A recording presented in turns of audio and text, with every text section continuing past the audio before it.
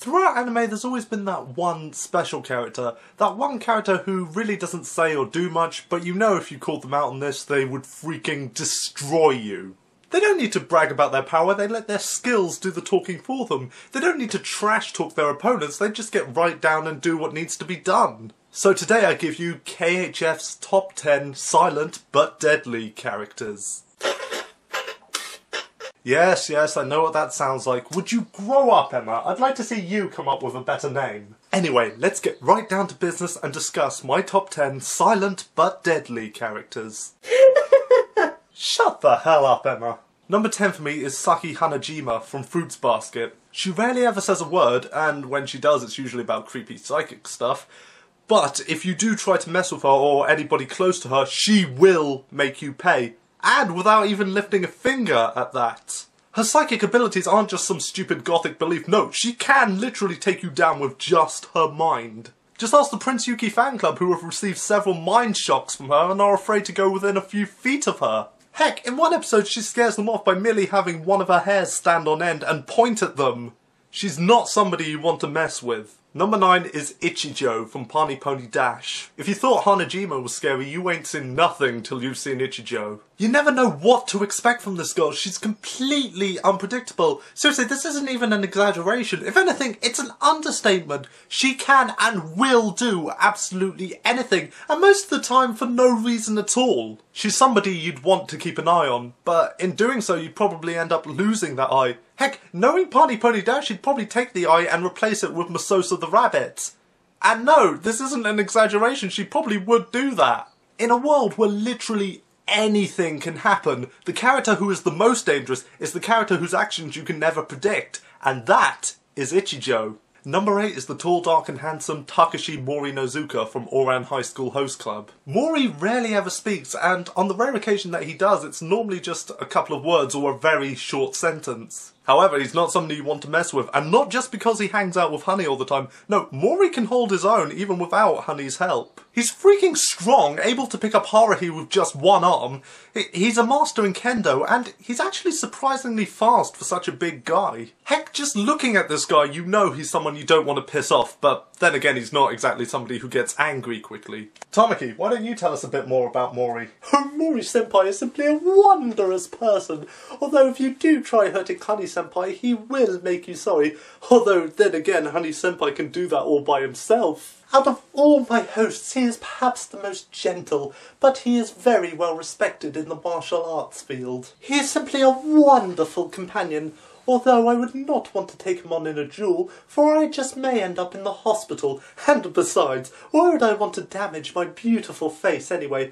It's unthinkable! Alright, I think we get it, thanks Tamaki. Number 7 is the Wolf Princess herself, San Mononoke, from the anime movie Princess Mononoke. Lightning quick, incredibly agile, and really cunning, she's truly a great assassin. Just watch her when she first appears in the movie, she causes so much trouble for everybody, and all without even uttering a single word. If you know this princess is after you, you can try running for your life, but I doubt you'll be able to get away, even if she's not riding wolf-backed. Heck, just try taking her on in a wood, you're pretty much signing your own death warrant. She can take you down before you even realise she's there. She fears absolutely nothing but her own humanity. Watch the film, you'll see what I mean. No matter how big or tough the opponent, San will take them on. She doesn't waste her time with idle chatter, most of the time, and just gets right down to business. There's something I've always wondered. Do you think she howls at the moon at all? Number 6 is the Herculean Karen Ichijou from School Rumble. Don't let her small size or quiet and polite attitude fool you. Karen is arguably one of the strongest anime characters to have ever existed. She's stronger than any man in School Rumble. Though, really, that's not saying much because all of the male characters in School Rumble, save for Harima, are complete pansies. This girl is able to lift up a freaking piano all by herself, without any trouble at that. Her strength is simply superhuman. Now, if she had any sense at all, she would take that piano and drop it on Temba freaking skull, but sadly she's not the type of person who would do that. As well as that, she's also lightning quick and incredibly agile, able to block a load of rapid punches from Lara and then follow up with a Hurricane Rana to her.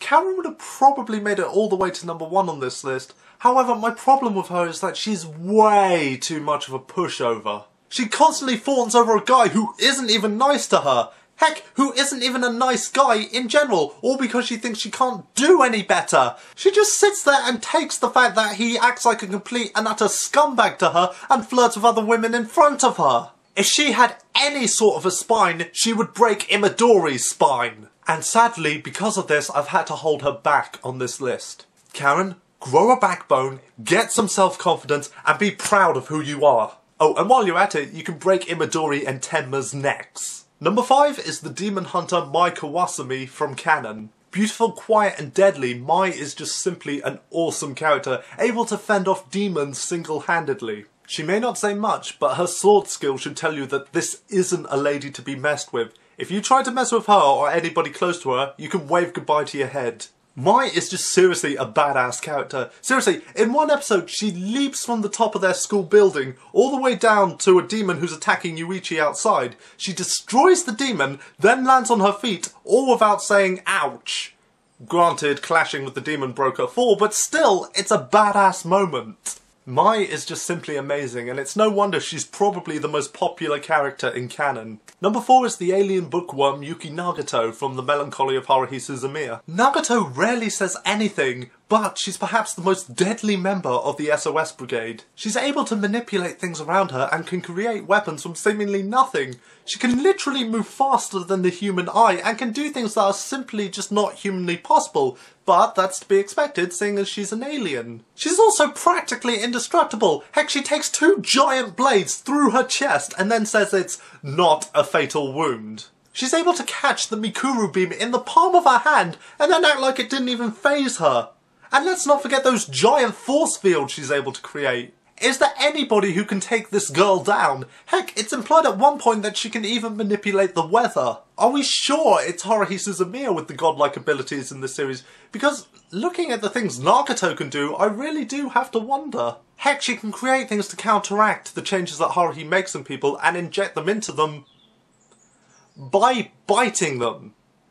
I'm dead serious as well, she has to bite them in order to inject them into them. This all adds up to a lady you don't want to take lightly. Number 3 is the big man from Bleach, Chad. While he doesn't like to resort to violence right away, if you try to mess with this guy, he will just pull out his armoured arms and send you running for the hills. While the majority of the characters in Bleach have to resort to giant swords in order to get the job done, Chad uses his own 2 fists. Chad doesn't need all this Bonkai crap, he's just going to arm up his arms to take you down. Heck, he's strong enough without even using his spiritual powers. He doesn't need to give all those stupid speeches about how powerful he is that most of the douchebags in Bleach do.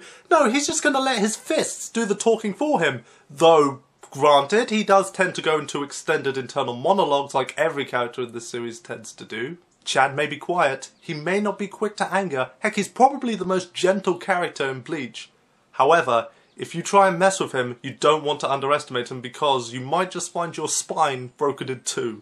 Number 2 is the at first antagonistic but eventual anti-hero, well, sort of Full Metal Alchemist, Scar. Scar can take down his opponents with literally 1 arm tied behind his back, and I'm not even kidding. All he needs to take down anybody who gets in his way is his weird Philosopher's Stone arm thing. Yeah, I forget how it works. But the point is, he can take down anybody who dares get in his way with just 1 arm. Heck, he's able to smash Edward Elric's auto male arm and do some serious damage to Alphonse, all with just 1 arm. Not to mention he's able to go toe-to-toe with Armstrong. Scar is a man to be feared. He has no hesitations about killing anybody who gets in his way. Plus, he has a revenge motive. Not somebody you want to screw with. A warped killer with a chip on his shoulder who's able to take down even the strongest of opponents with literally 1 arm tied behind his back. Scar is one of the most deadly characters out there. Finally, my number 1 silent but deadly character,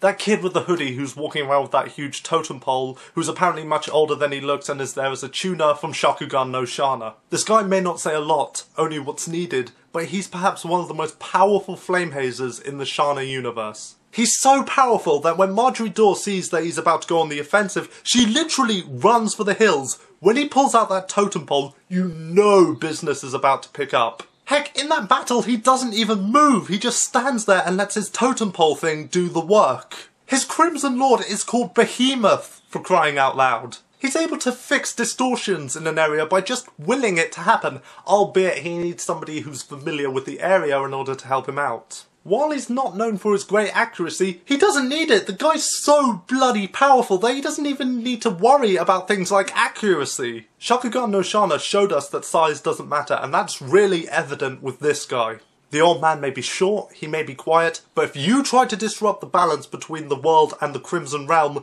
he will make you pay. Looks can be deceiving, and this old man shows us how true that really is. So there you have it, my top 10 silent but deadly characters. Oh, give it a rest, Emma!